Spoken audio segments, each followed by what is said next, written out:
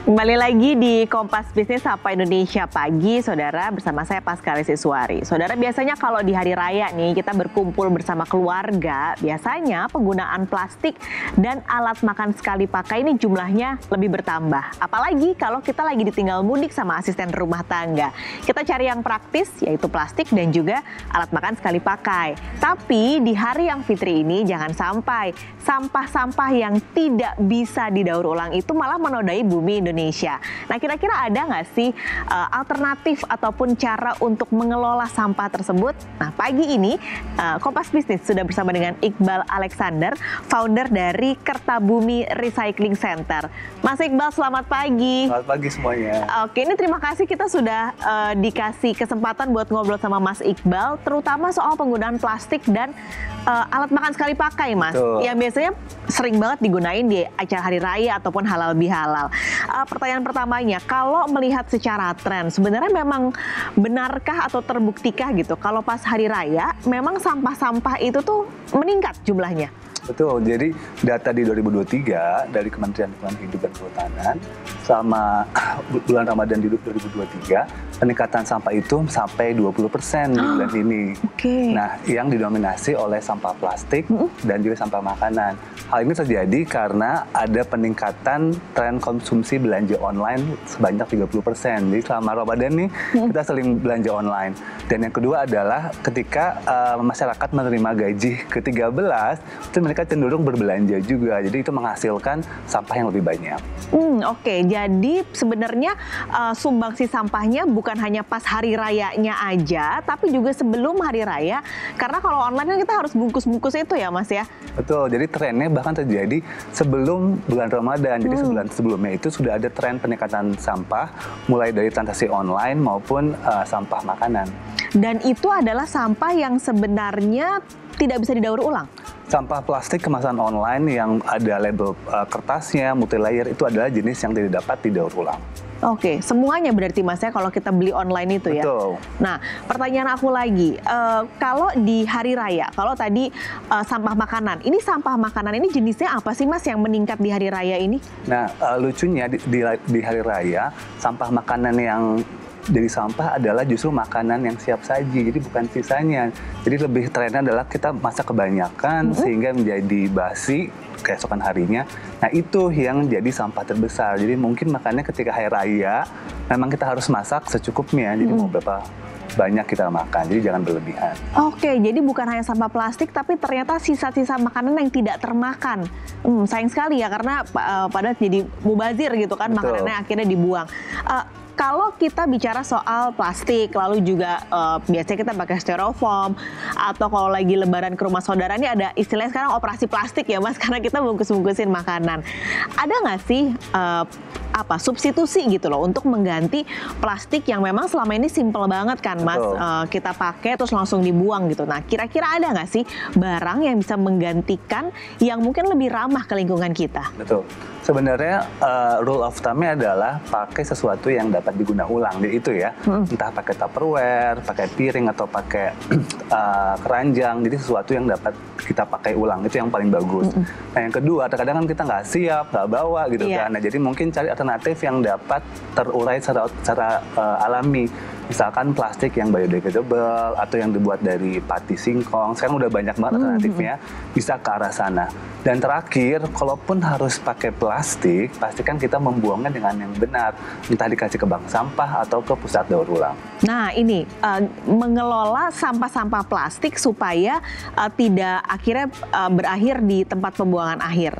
Tapi gimana caranya Mas? Kan PR ya, misalnya kita dapat makanan nih, bungkusan makanan, plastik, pasti ada sisa makanannya. Nah, itu gimana kita harus mengelolanya sampai nanti kita bisa menyerahkan kepada bank sampah? Betul.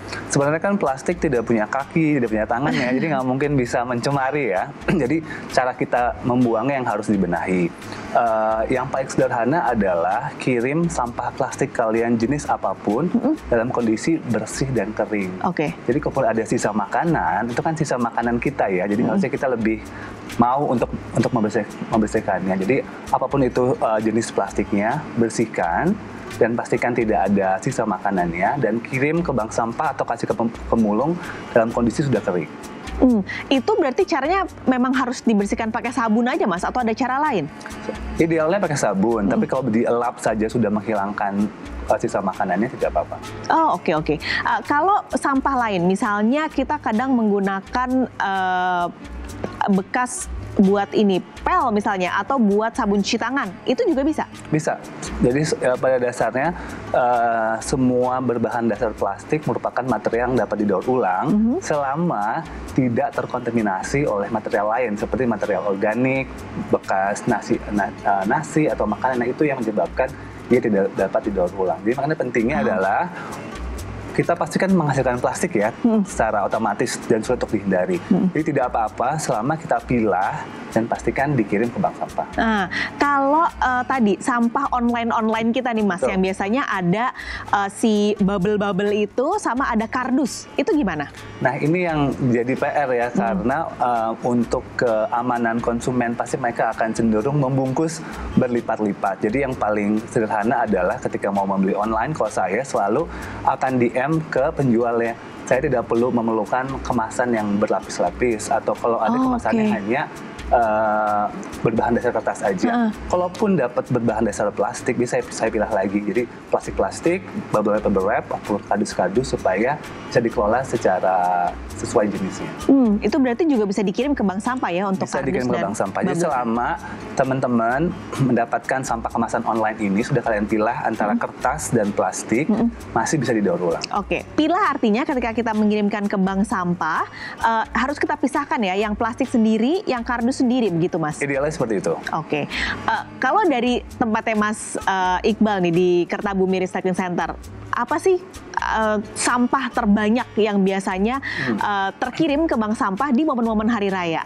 Nah, lucunya salah satu yang paling banyak nih di bulan Ramadan ini adalah styrofoam. Jadi kemasan makanan styrofoam itu banyak. Dan menjelang Lebaran yang paling banyak adalah kemasan plastik pembungkus makanan ataupun pembungkus hadiah. Itu yang jumlahnya meningkat. Kalau styrofoam, dia juga sifatnya sama plastik nggak Mas? Sifatnya sama, tapi justru lebih berbahaya karena mungkin banyak yang masyarakat tidak sadari, styrofoam ini ketika ditaruh barang yang panas, dia akan mengeluarkan zat yang berbahaya. Jadi makanya styrofoam ini penggunaannya harus baik, jadi jangan dipakai untuk menyimpan makanan panas. Oke, ini pesan juga berarti ya, kalau kita pergi untuk cari takjil atau cari makanan gitu, memang idealnya adalah kita membawa tempat sendiri untuk makanan yang akan kita bungkus, supaya tidak menggunakan styrofoam tadi. Betul. Jadi ketika bulan Ramadan, jenis sampah styrofoam adalah yang paling banyak. Dan yang kedua adalah plastik pembungkus takjil itu. Nah, itu juga cukup banyak, dan terkadang kami menerima dalam kondisi terkontaminasi oleh minyak, oleh sisa makanan. Nah, itu yang akan menghalangi untuk proses mendaur ulang. Oke, tapi kalau misalnya Mas saya beli styrofoamnya sudah dilapiskan, biasanya suka tuh dilapisin plastik atau dilapisin daun pisang, itu apakah mengurangi ke tingkat bahayanya styrofoam ini? Kalau dia tidak berkontak langsung dengan makanan akan lebih baik. Jadi kalau daun pisang akan jauh lebih sehat. Meskipun kalau ketika taruh di bank sampah tetap harus dibersihkan ya. Juga. Oke. Kalau tadi Mas Iqbal udah cerita, styrofoam adalah jenis yang berbahaya sebenarnya. Tapi kalau diberi peringkat Mas, jenis sampah apa sih yang tingkatan bahayanya ini paling ekstrim gitu? Dia yang paling tinggi levelnya?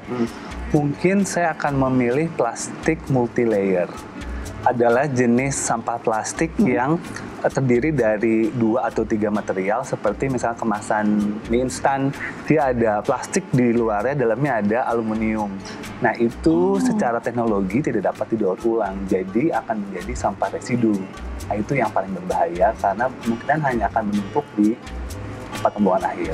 Dan nggak bisa diapa-apain? Bisa diapa-apain. Oke, artinya kalau kita nantinya sudah, mudah-mudahan yang nonton sudah mulai tergerak untuk bisa memilah sampah-sampah, Mas Iqbal boleh cerita nggak nanti sampah-sampah yang plastik ataupun dari styrofoam, tempat makanan tadi, yang sudah sampai di tempat Mas Iqbal itu akan diapakan Mas? Betul, jadi seluruh sampah yang diterima oleh bank sampah akan menjadi material bahan baku untuk mendaur ulang. Jadi misalkan sampah botol minuman akan kami cacah dan akan menjadi biji plastik lagi, lalu akan kami buat menjadi ember, menjadi gayung, menjadi meja, atau menjadi bangku. Jadi ember-ember yang mungkin teman-teman punya di rumah itu kemungkinan merupakan dari material plastik daur ulang. Oh oke, yang dari biasanya bank-bank sampah ini. Betul. Oke.